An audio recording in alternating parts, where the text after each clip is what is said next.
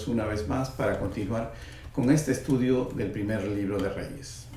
Pero antes de empezar, quiero invitarlos a que nos acompañen en una oración a nuestro Señor Padre Todopoderoso. Inclinemos nuestros rostros. Señor, te damos gracias por esta noche y te damos gracias, Señor, porque tú eres quien nos ha revelado tu palabra, nos ha iluminado, Señor. Te pedimos que la sabiduría, el entendimiento sea cada día mayor para todos nosotros, para el comprender el verdadero mensaje.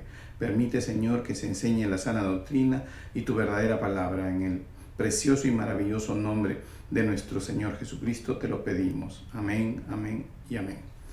Hermanos, amigos, buenas noches. Nos encontramos reunidos una vez más para continuar con este estudio. En esta oportunidad, ya casi a la final de lo que corresponde el primer libro de Reyes, vamos a estudiar los capítulos 20 y 21.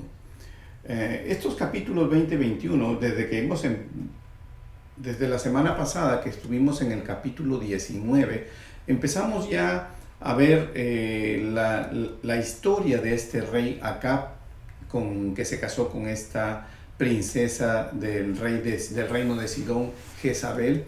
Y vemos cómo la idolatría y las malas acciones de este rey, siendo judío, siendo del reino de Israel, se vuelve pagano, completamente adorador de dioses ajenos, se vuelve una persona en la cual no solamente adoraba a estos dioses, sino que construye altares, fomenta que el pueblo se desvíe.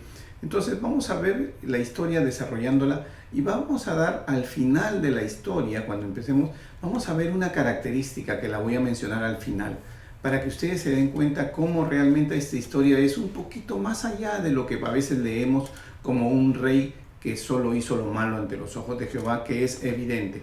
Voy a tratar de avanzar, ¿no? Y dejar para el próximo capítulo, para la próxima clase, el último capítulo, que es el capítulo 22. Pero de todas maneras vamos a ir dándonos cuenta de cómo se va a ir desarrollando este tema. También es necesario mencionar que terminamos de ver en el capítulo anterior, cerramos la historia con lo que es la presencia del profeta Elías y el profeta Eliseo. En estos capítulos la historia se detiene con respecto a ellos básicamente, que son dos grandes profetas, diríamos que son uno de los más grandes profetas, Elías, ¿no? Quien no encontró muerte y es arrebatado, y lo vamos a ver más adelante. Vamos a ver cómo realmente aquí la historia se detiene con respecto a los profetas y se enfoca más en la historia de Acab. Pareciera que nos están contando una historia en la Biblia que corresponde a hechos que sucedieron hace tiempo y que solo son malos, ¿no? Y que no significan más allá de una mala actitud, pero es un poco más que eso. Los invito a que empecemos esta clase. Para mencionar con respecto a la geografía, nos vamos a mantener en lo mismo. Siempre vamos a estar en el reino de Israel, vamos a tener referencias con lo que es el reino de Sirio, el reino de lo que es Damasco, Sidón, Tiro, y hemos mencionado todo, ¿no? El reino de Judá con Jerusalén, su capital. La geografía sigue siendo la misma. Entonces los invito a que me acompañen al capítulo 20 para empezar esta lectura y poder nosotros ir entendiendo. Dice: entonces Ben-Hadad, rey de Siria, juntó a todo su ejército y con él 32 reyes con caballos y carros, y subió y sitió a Samaria y la combatió. ¿Qué significa esto realmente? Esto significa que en este momento este rey de Siria no solamente había ido a atacar a Israel, sino que al sitiarla, la cita se reúne con 32 reyes. O sea, el ejército del cual estamos hablando es un ejército grandísimo.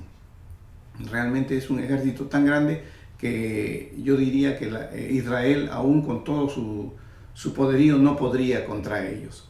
Pero sin embargo, vamos a ver cómo se desarrolla la historia y nos vamos a dar cuenta que no solamente es un ejército numeroso en hombres, sino que usa caballos y carros. O sea, como decir, si comparáramos el tiempo de guerra actual, diríamos un ejército con tanques, ¿no? Porque ustedes saben que en todos los ejércitos, el día de hoy, el caballo se usa como una representación gráfica de lo que vendría a ser la caballería de la actualidad, pero la caballería está compuesto por vehículos de alto poder, de movimiento, de tanques, ¿no? Eso es lo que vendría a ser ahora. En ese entonces era la máxima expresión en poderío tener caballos y carros, o sea, como se mover hoy día tanques y esos grandes vehículos de combate. Eso es lo que significaba, o sea, que fórmense una idea de qué tipo de amenaza está entrando en este momento en la historia de Israel. Continuamos. Dice, y la combatió, y envió mensajeros a la ciudad de Acab, rey de Israel, diciendo, así ha dicho Ben-Hadad, tu plata y tu oro son míos, y tus mujeres y tus hijos hermosos son míos.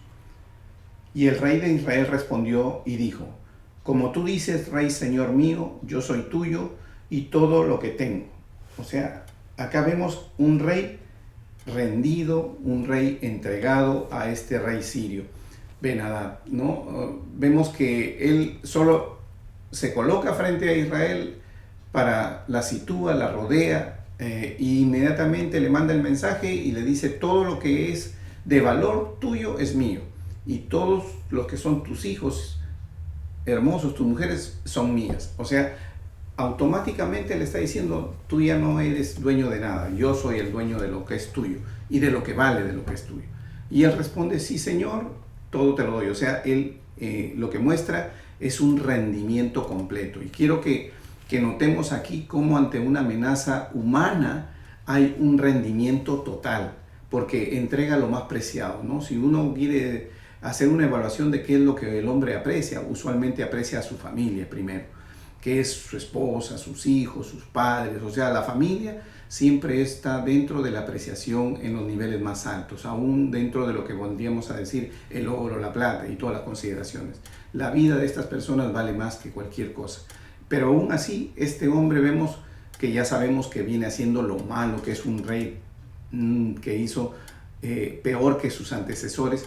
Y entonces vemos cómo él automáticamente cede no solamente el oro, la plata, sino también la familia, ¿no? O sea, que no tenía ningún tipo de parámetro, ningún tipo de consideración. Había perdido todo lo que podríamos decir, los valores en el cual él debería sostenerse. Solo le interesaba él mismo, su ego, salvarse él mismo, ¿no? Continuamos. Dice, volviendo los mensajeros otra vez, dijeron, así dijo Ben-Hadad, yo te enviaré a decir, tu plata y tu oro, tus mujeres y tus hijos me darás. Además, mañana a estas horas enviaré yo a ti mismo, a ti, mis siervos, los cuales registrarán tu casa y las casas de tus siervos, y tomarán y llevarán todo lo precioso que tengas. Como solo le pide lo de él, y él cede automáticamente todo, entonces él dice, definitivamente se rindió total. Entonces ya no le vamos a quitar lo de él, le vamos a extender para quitarle también lo que tiene de su pueblo. Y vamos a revisar casa por casa. O sea, mejor dicho, ya este rey se consideró el dueño total. Entonces pensó que podía ingresar y hacer todo esto. Seguimos para ir viendo cómo la historia va desarrollando. Dice, no, además mañana a estas horas enviaré yo a ti a mis siervos, los cuales registrarán tu casa y las casas de tus siervos, y tomarán y llevarán todo lo precioso que tengas. Entonces, versículo 7, entonces el rey de Israel llamó a todos los ancianos del país y les dijo, entended y ved ahora cómo éste no busca sino mal, pues ha enviado a mí por mis mujeres y mis hijos, y por mi plata y por mi oro, y yo no se lo he negado. Y todos los ancianos y todo el pueblo respondieron, no le obedezcas ni hagas lo que te pide. Entonces él respondió a los embajadores de Ben-Hadad, decid al rey mi señor, haré todo lo que me mandaste a tu siervo al principio, mas esto no lo puedo hacer. O sea, le dice, voy a ceder con respecto a lo mío, pero ya cuando te vas sobre mi pueblo, eso no voy a ceder. Y los embajadores fueron y le dieron la respuesta.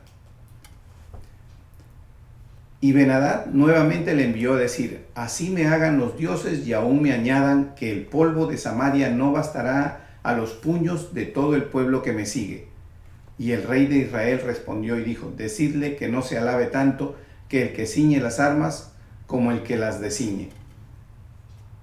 Lo que estamos viendo aquí se usan expresiones clásicas para demostrar ¿sabes? No va a quedar nada de Samaria y lo que yo voy a hacer lo voy a destruir y me es tan fácil que como polvo te voy a destruir.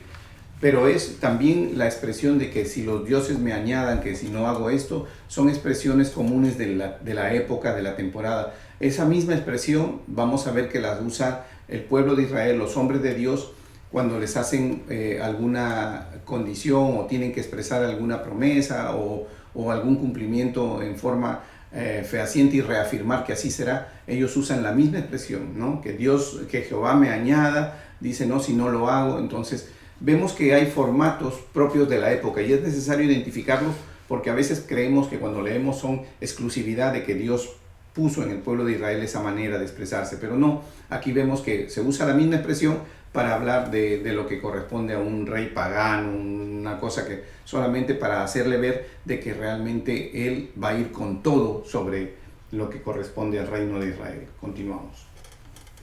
Dice, entonces él pasó revista, dice, a los siervos de las provincias, dice, no, versículo 12, y cuando oyó esa palabra, estando bebiendo con los reyes, y observen, estando bebiendo con los reyes en las tiendas, dijo a sus siervos, disponed, y en ellos se dispusieron contra la ciudad.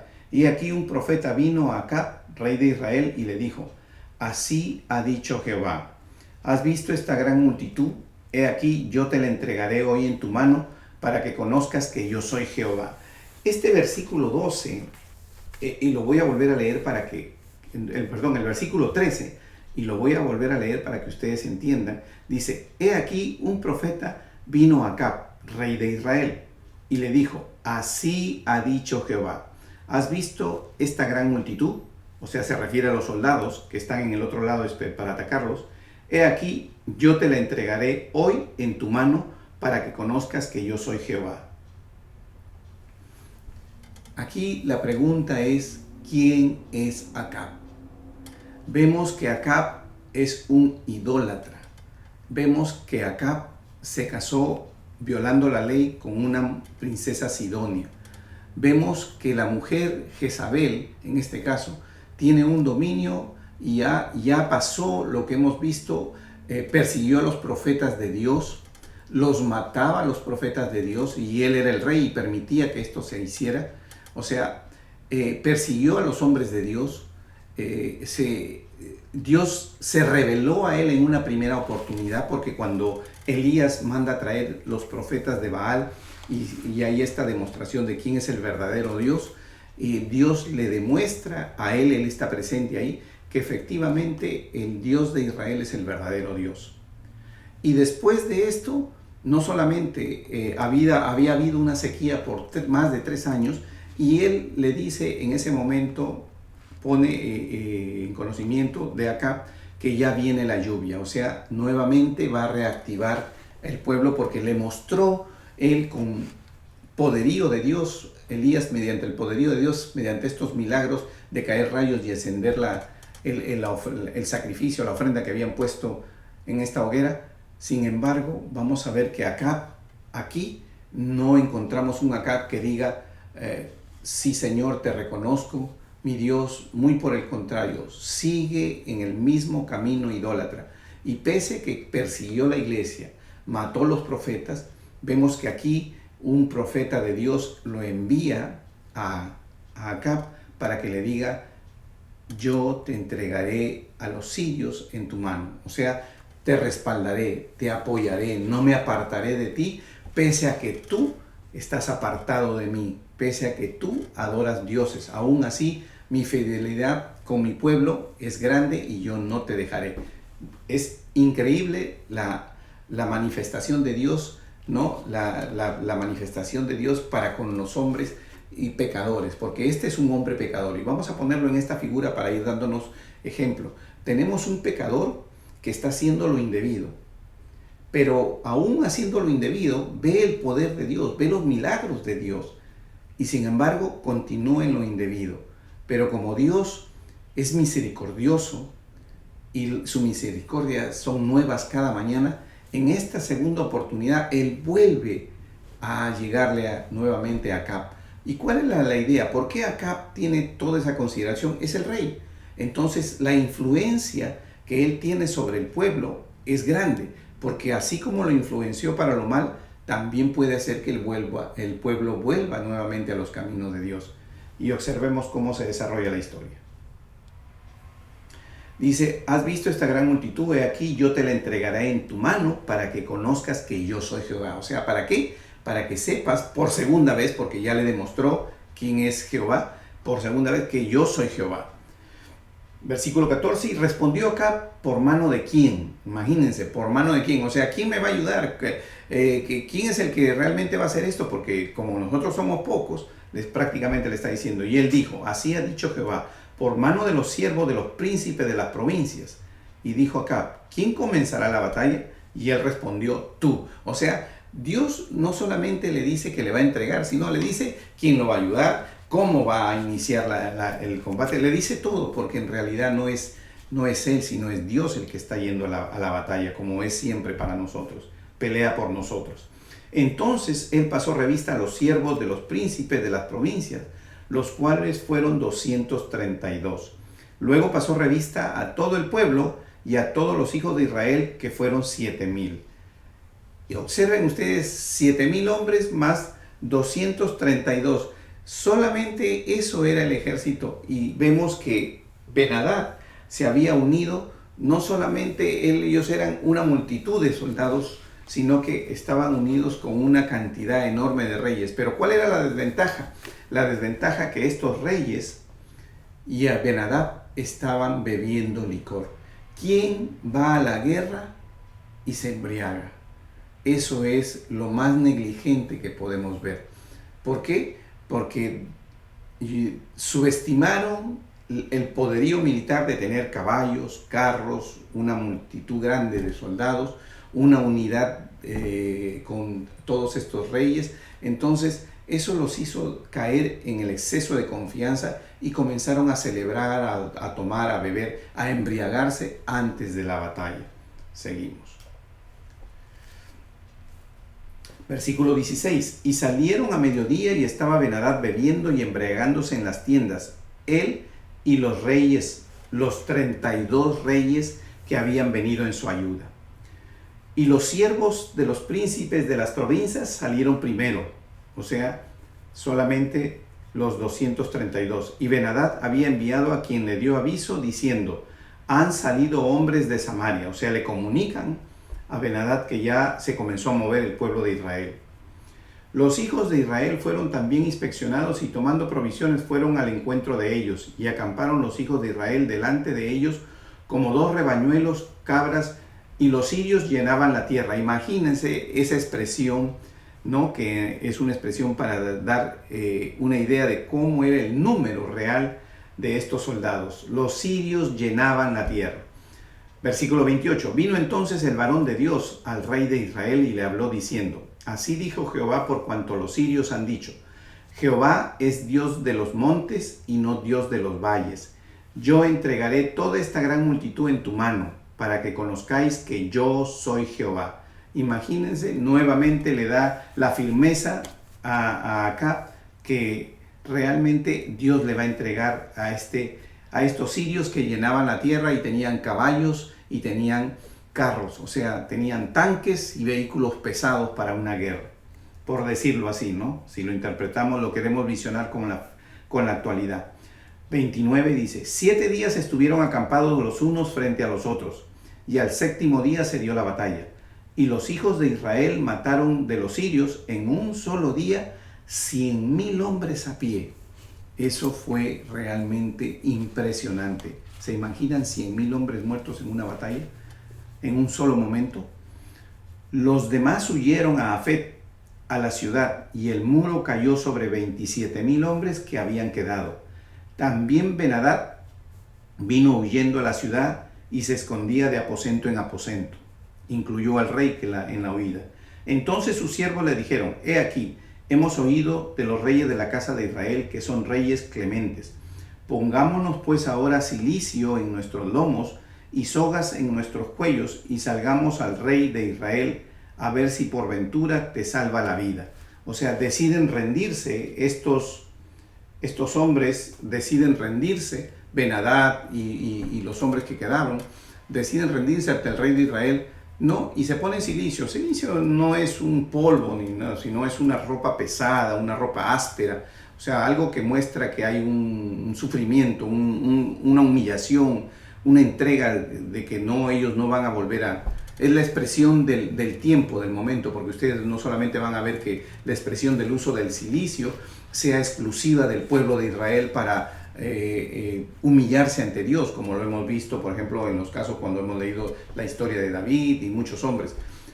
También lo usan los reyes paganos, o sea, no está el uso del silicio, si es que algún momento alguna persona pensara de que esto es una exclusividad del pueblo sagrado, como una humillación de una ofrenda a Dios, no lo es, o sea, es una costumbre del tiempo, de la época, y lo hacen tanto los paganos para rendirse a los israelitas, como lo hacen los hombres de Dios, los de Israel, para humillarse y rendirse ante Dios, su voluntad.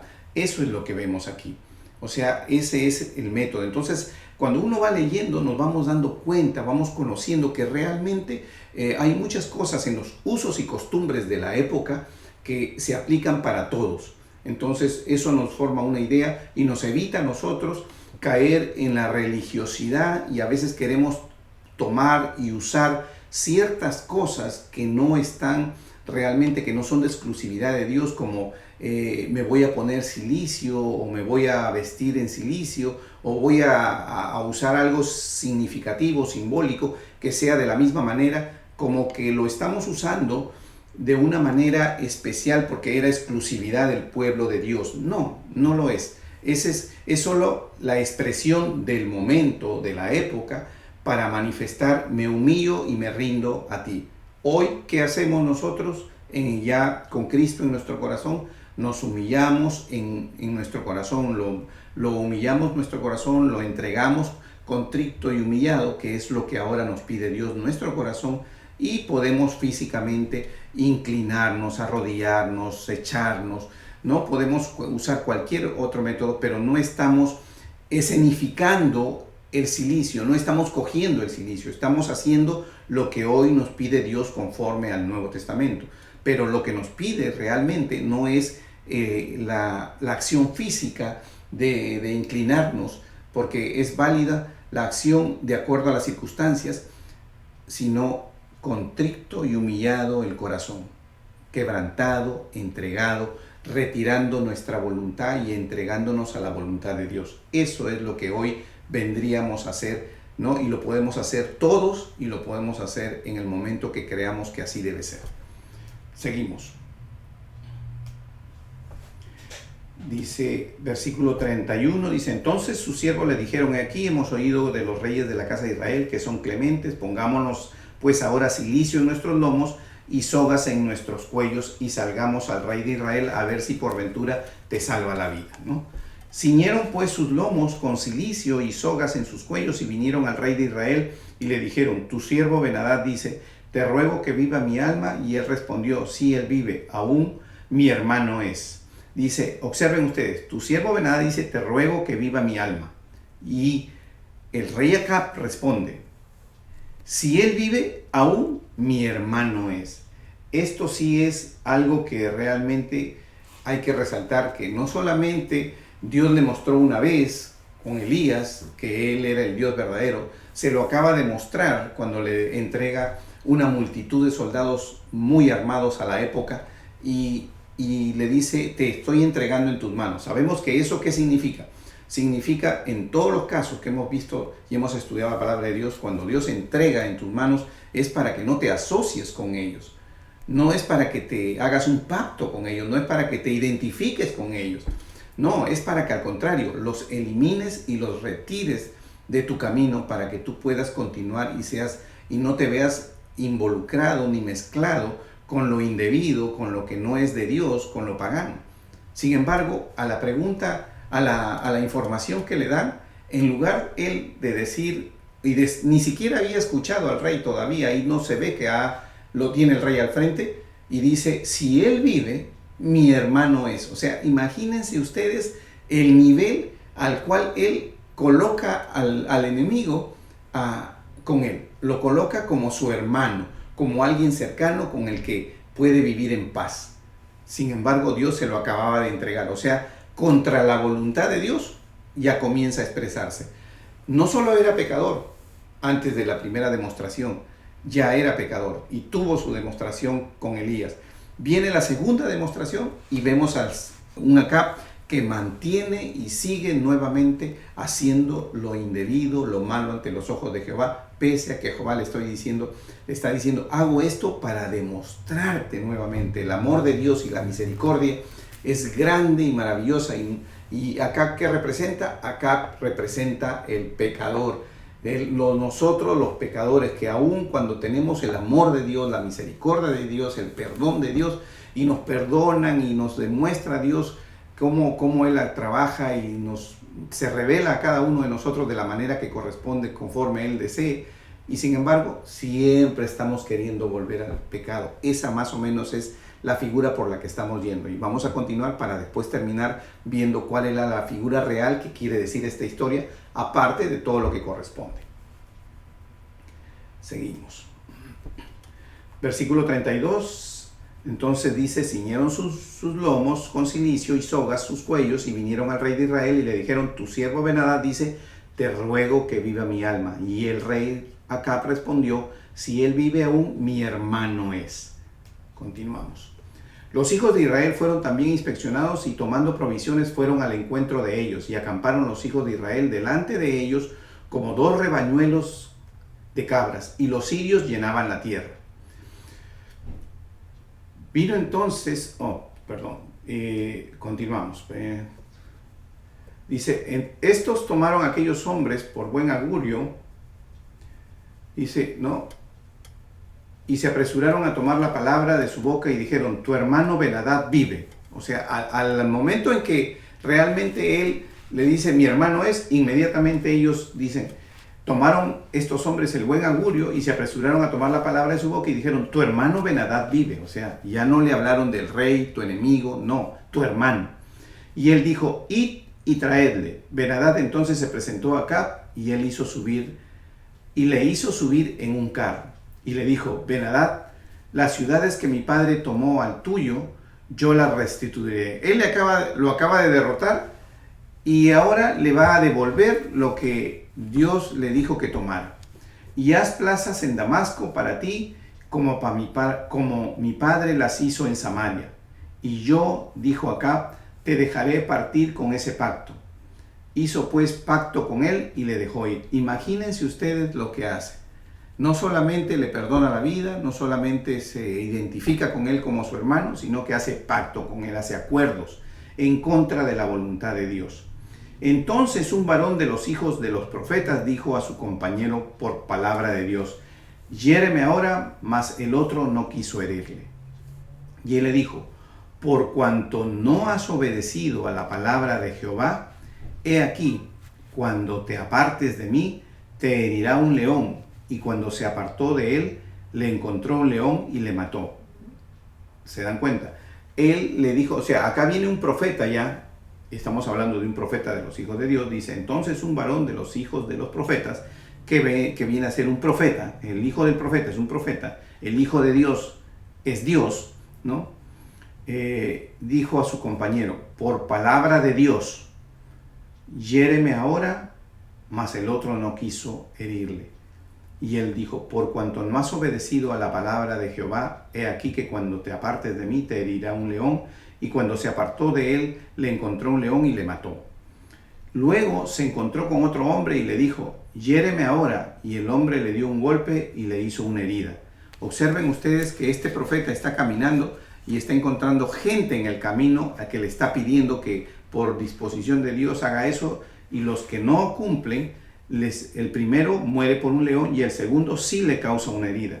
Y el profeta se fue, y después de tener la herida, el profeta se fue y se puso delante del rey en el camino. O sea, ¿de qué rey?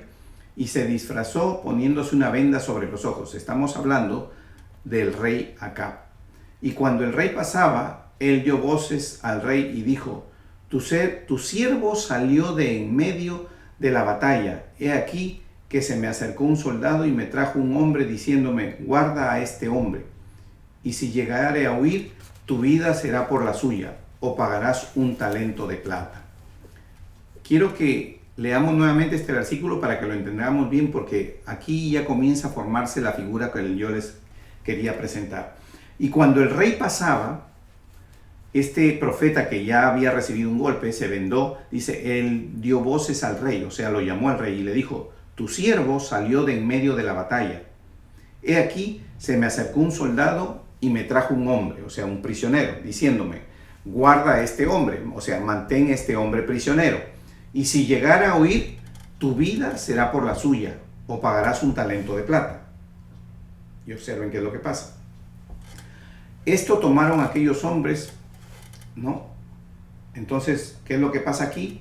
Dice, y mientras tu siervo estaba ocupado en una y otra cosa, el hombre desapareció. O sea, le está diciendo, como ustedes ven en el capítulo anterior, en el 39, que el hombre que tenía que cuidarlo, o sea, el hombre prisionero que tenía que cuidarlo, que le habían entregado, que no lo debería dejar huir, si no pagaría con su vida o pagará un talento de plata, lo vemos aquí en el siguiente versículo, dice, y mientras tu siervo estaba ocupado en una y otra cosa, el hombre desapareció, o sea, se le escapó el hombre que le entregó.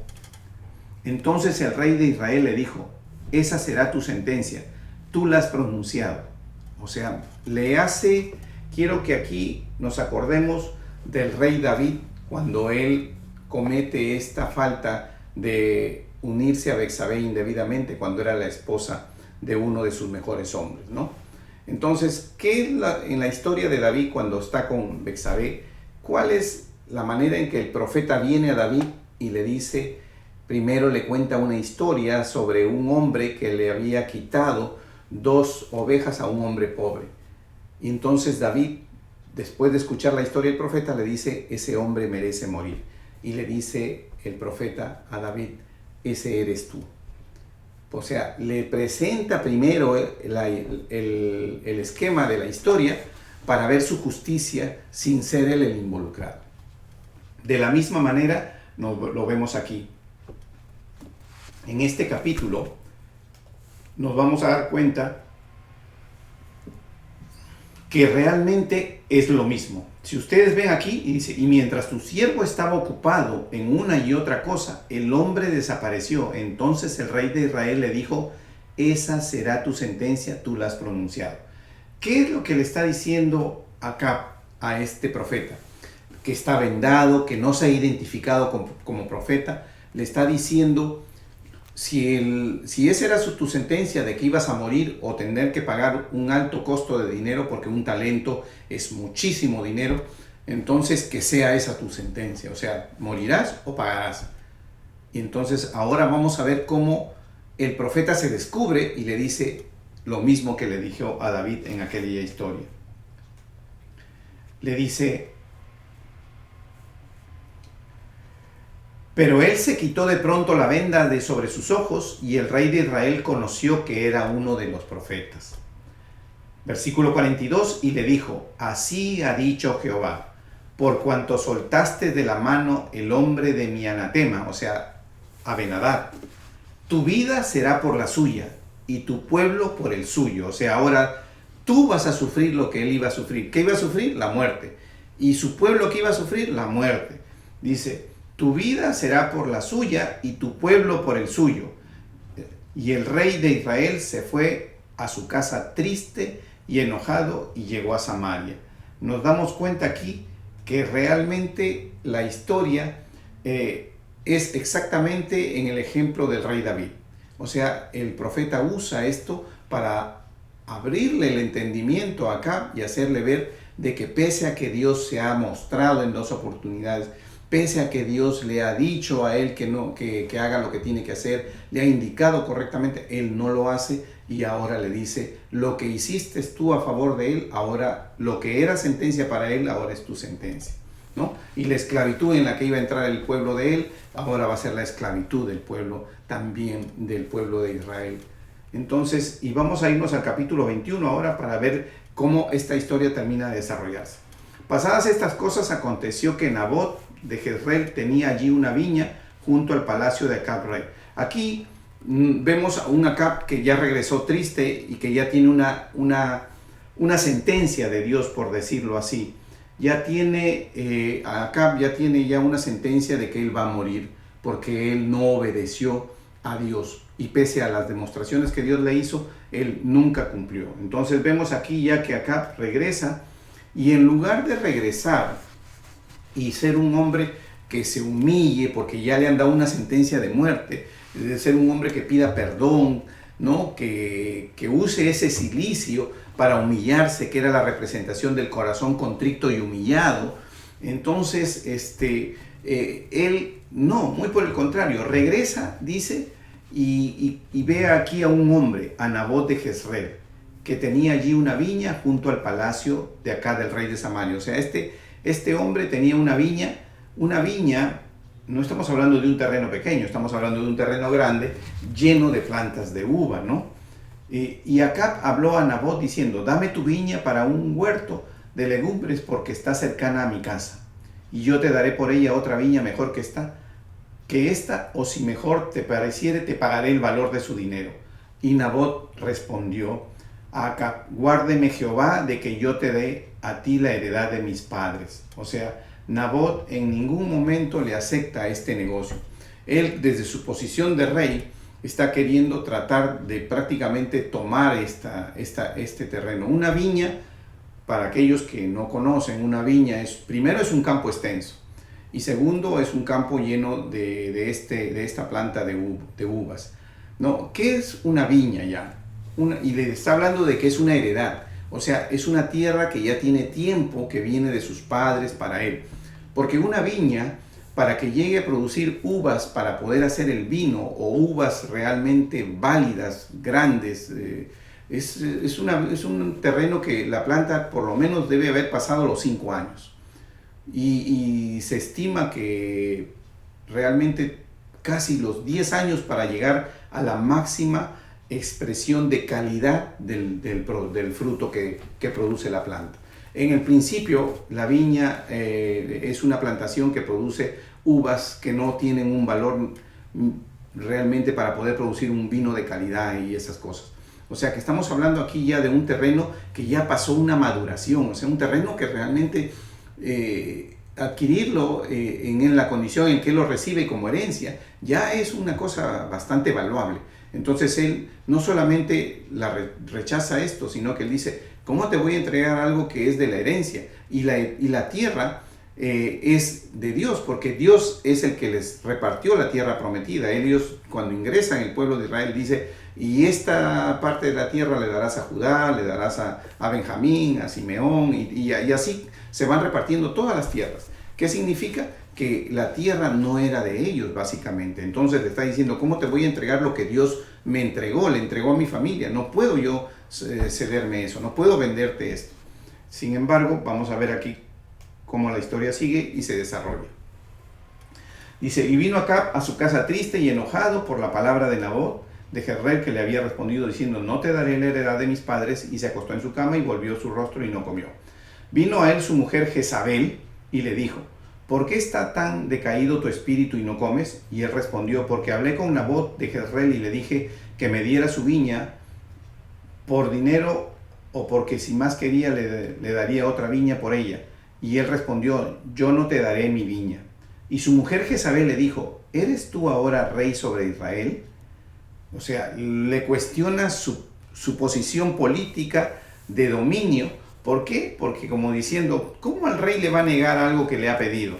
Y le dice: levántate y come y alégrate, yo te daré la viña de Nabot de Jezreel. Porque sabemos que esta mujer Jezabel es una mujer mala, que adora a dioses Baales, que es princesa hija del rey de Sidón, y que en Sidonio adoran a los Baales. O sea, y ella motivó y ella sedujo a Acab para que él también adorara a los dioses Baales y abandonara al Dios de Israel, y motivó que también el pueblo adorara a los dioses Baales. O sea, en otras palabras, ella es el motor que impulsó todo esto, y el rey fue el que aprobó y desarrolló estas cosas, ¿no?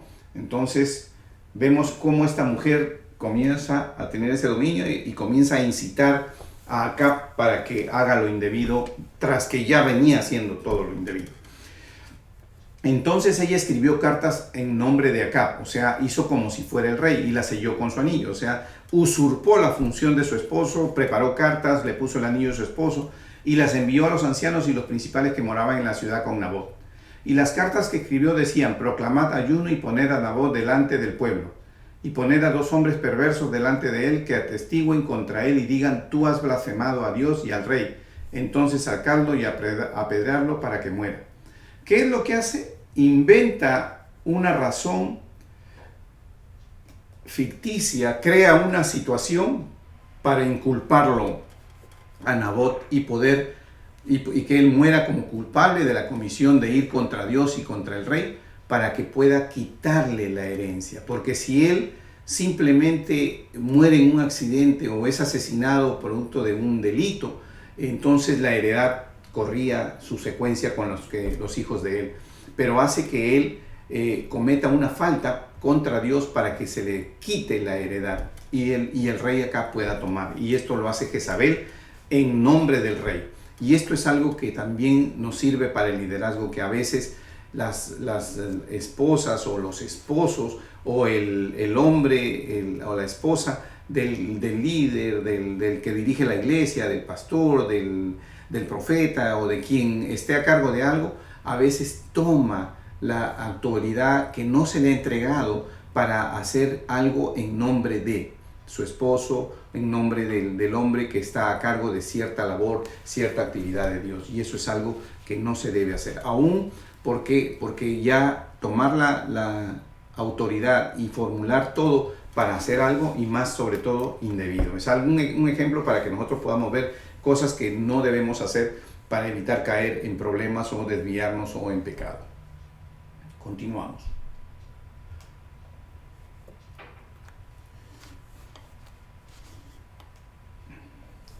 Dice aquí,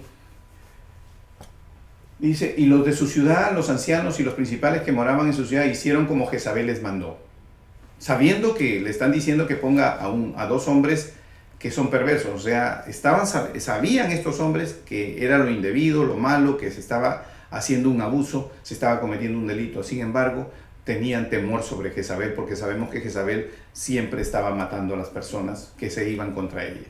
Y promulgaron ayuno y pusieron a Nabot delante del pueblo. Vinieron entonces 2 hombres perversos y se sentaron delante de él, y aquellos hombres perversos atestiguaron contra Nabot delante del pueblo, diciendo: Nabot ha blasfemado a Dios y al rey. Y lo llevaron fuera de la ciudad y lo apedrearon y murió. Esto de que ha blasfemado y lo llevaron y lo apedrearon es porque así era la ley a todo aquel que blasfemaba. Y murió.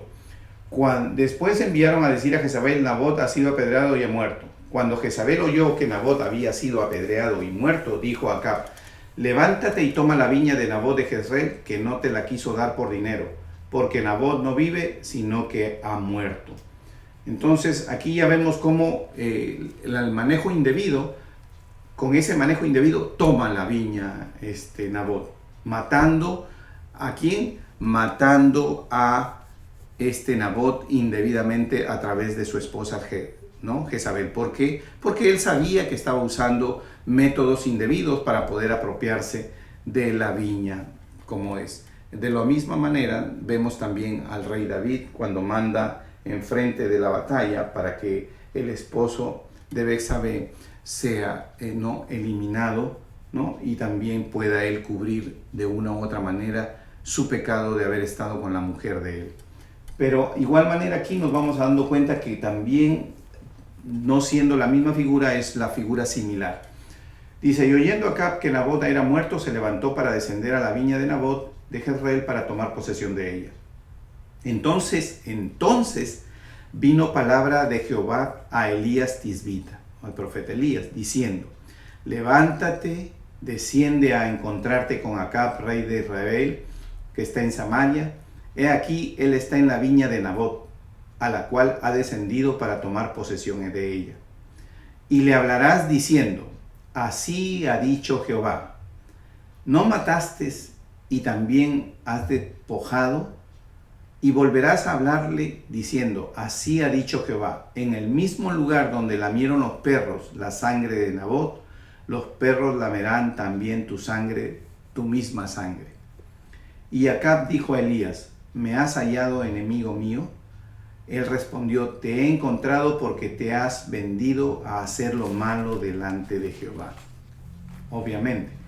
He aquí yo traigo mal sobre ti, y barreré tu posteridad, y destruiré hasta el último varón de la casa de Acab, tanto el siervo como el libre en Israel. Y pondré tu casa como la casa de Jeroboam. Recuerden que siempre se usa en la historia de reyes el primer rey con que se formó la división, porque es el rey que hizo los bueyes, es el rey que inició todo este desvío, toda esta manera, ¿no?, actuar indebida contra las cosas de Jehová. Dice, y te pondré tu casa como la casa de Jeroboam, hijo de Nabat, y como la casa de Basa, hijo de Ahías, por la rebelión con que me provocaste esa ira, y con que has hecho pecar a Israel. De Jezabel también ha hablado Jehová diciendo, los perros comerán a Jezabel en el muro de Jezreel. El que de Acab fuere muerto en la ciudad, los perros lo comerán, y el que fuere muerto en el campo, lo comerán las aves del cielo. A la verdad, ninguno fue como Acab, que se vendió para hacer lo malo ante los ojos de Jehová, porque Jezabel su mujer lo incitaba. Él fue en gran manera abominable, caminando en pos de los ídolos conforme a todo lo que hicieron los amorreos, a los cuales lanzó Jehová de delante de los hijos de Israel. Y sucedió que cuando Acab oyó estas palabras, rasgó sus vestidos y puso cilicio sobre su carne. Ayunó y durmió en cilicio y anduvo humillado. Entonces vino palabra de Jehová a Elías Tisbita diciendo, ¿no has visto cómo Acab se ha humillado delante de mí? Pues cuanto se ha humillado delante de mí, no traeré el mal en sus días, en los días de su hijo, traeré el mal sobre su casa. En los días de su hijo. O sea, Acab termina esta historia en el versículo 29, y déjenme leerle nuevamente para que ustedes se den cuenta. ¿No has visto cómo Acab se ha humillado delante de mí? Pues cuanto se ha humillado delante de mí, no traeré el mal en sus días. En los días de su hijo, traeré el mal sobre su casa. O sea, retira parte de la sentencia, de la maldición que da contra Acab, que está, y se la repite en el versículo 27, la retira y le dice que ya no será, como le ha dicho, que será en el tiempo donde venga su hijo. ¿Por qué? Porque vamos a ver cómo desarrolla su hijo cuando entremos a la historia. ¿Qué es lo que nos hace ver aquí el Señor? Nos hace ver aquí que aún muriendo Nabot, ¿no? Muriendo Nabot, la humillación del hombre trae el perdón de Dios. Aquí vemos a un Acab que hasta el momento, hasta que termina la historia que acabamos de terminar de este capítulo 21, vemos un Acab que se pone el cilicio, se humilla, y Dios recibe su humillación. Pese a que ha pecado una vez, dos veces, ha hecho extremos pecados, Dios se ha revelado una vez, se ha revelado dos veces, y aún así le ha dicho que actúe de esta manera y él ha hecho lo contrario. Se ha asociado con esta mujer Jezabel, casándose con una reina, con una princesa que le tenía prohibida por la ley. Ha construido altares a otros dioses, se ha prostituido prácticamente en esta manera, y sin embargo vemos como aquí, en el momento que se humilla, Dios nuevamente extiende su misericordia con él y lo perdona. Así cerramos la historia, con la misericordia de Dios, con la muerte de Nabot, ¿no? Al final, la muerte de Nabot, porque a raíz de todo este evento que sucede con Nabot, es que él termina por realmente considerar que él debe arrepentirse. Aquí vemos como la figura de un sacrificio de una persona que fue muerta, lo obligó a humillarse y Dios lo perdonó. Tenemos una especie de paralelismo con lo que vendría a ser la muerte de nuestro Señor Jesucristo. Nos acercamos en En reconocimiento de nuestro pecado, en humillación con Dios, pedimos perdón y Él nos perdona. Más o menos esa es la figura que vemos aquí. Ante la muerte de Nabot, él es confrontado con la palabra de Dios a través del profeta y él se humilla y él recibe el perdón de Dios. Así es como vemos aquí que va avanzando este programa. Hermanos, he terminado por ahora el capítulo 21. El próximo martes vamos a hacer el último capítulo de lo que corresponde a la historia del primer libro de Reyes. Gracias por su atención. Dios los bendiga. Los espero el próximo martes a las 8:30 de la noche.